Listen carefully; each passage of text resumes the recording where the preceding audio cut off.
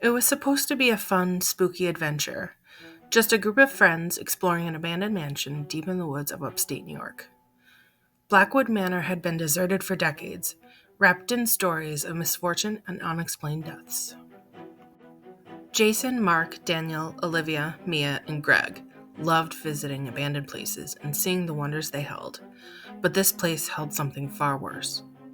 Something that they would soon discover. The mansion loomed over them, its Gothic frame silhouetted against the darkening sky. As they stepped inside, the air was heavy and stale, carrying the faint scent of something long rotted. Dust swirled in their flashlight beams, revealing furniture draped in sheets, forgotten by time. In an upstairs bedroom, they found an ornate wooden jewelry box resting on a vanity. Unlike the rest of the house, it was completely free of dust, almost pristine. Inside, nestled in black velvet, was a gleaming emerald-encrusted ring. The stone shimmered unnaturally, catching their breath. "Holy shit," Jason whispered, lifting it out. "This has to be worth something." One by one, they passed it around, fingers brushing over the cold metal. Finally, Olivia slipped it into her pocket. "Let's take it back with us," she said. "We can get it appraised. Who knows? We might have just hit the jackpot." No one objected. Back home, strange things started happening immediately. Shadows moved where there should have been none. The sound of whispering filled empty rooms.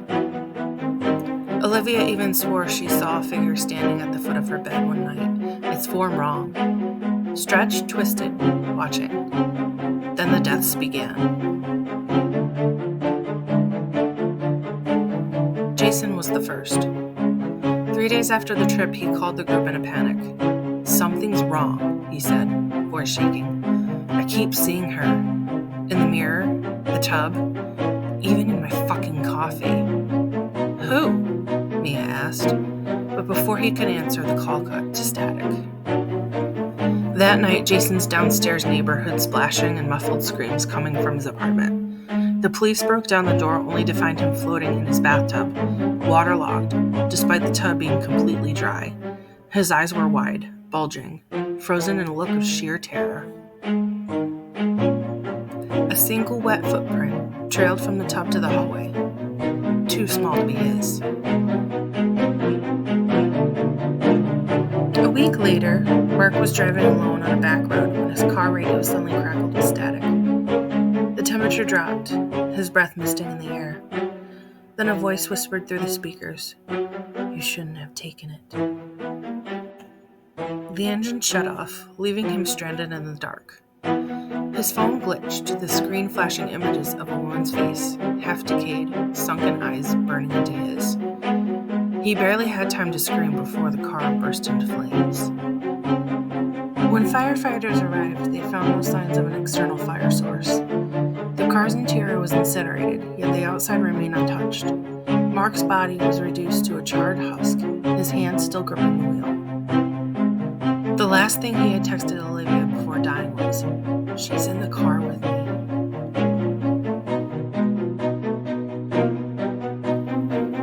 Greg refused to believe the curse was real until he saw her. One night he woke up to the sound of slow, deliberate knocking. It came from inside his closet.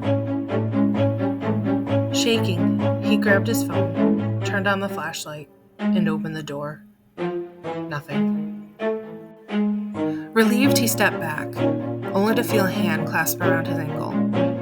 Greg screamed as he yanked forward, his body slamming hard against the floor.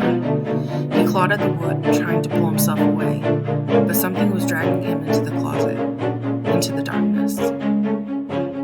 When his roommates found him the next morning, he was at the bottom of their apartment complex's stairwell. His neck snapped, his body twisted unnaturally. The closet door in his room was wide open. Terrified, Olivia tried to rid herself of the ring, throwing it into the Hudson River. Except, it wasn't long until she realized it didn't work. That night, she woke up gasping for air. The room was freezing. Her blankets had slipped off, exposing her to the cold. She turned onto her side and came face to face with a shadowed figure standing inches from her bed. The woman was wrong. Her neck was broken at an unnatural angle, and her mouth stretched too wide, revealing black gums and rotting teeth. Her hands twitched, curling like claws. Olivia couldn't move, couldn't scream. The figure lunged at her. The next morning, Daniel found Olivia hanging from her bedroom ceiling, eyes open, mouth locked in an expression of absolute horror. Scratched into the wood beneath her feet were the words, "You touched it." May and Daniel were the only ones left.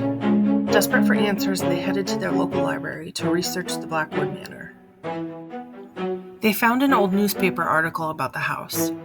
It once belonged to the Blackwood family, whose daughter, Eleanor, had been brutally murdered by thieves. The ring had been hers, a gift from her mother. Legend said her spirit cursed it, vowing that anyone who took it would suffer the same fate as the thieves who killed her. The only way to break the curse was to return the ring exactly where they found it. That night, they drove back to the abandoned mansion, their hearts pounding. As they stepped inside, the house was different. The air was thicker and heavier. The walls seemed to breathe, and in the distance they could hear faint sobbing. They climbed the stairs, their footsteps echoing. Inside the bedroom, the jewelry box was already open, as if waiting. Mia placed the ring back inside, her hands trembling. "We're sorry," she whispered. A gust of air blew past them, and the sobbing stopped. The air lifted, the weight of an unseen presence vanishing. As they turned to leave, Daniel caught one last glimpse in the vanity mirror. A hooded figure of the woman, watching them. Her neck still twisted, broken, but this time, she was smiling. Mia and Daniel never spoke of that night again. They moved to different cities, cut off contact, and tried to forget. But sometimes, in the silence of the night, Mia swore she could still hear a voice, a whisper in her ear. "You touched it." And she wondered if the curse was truly over.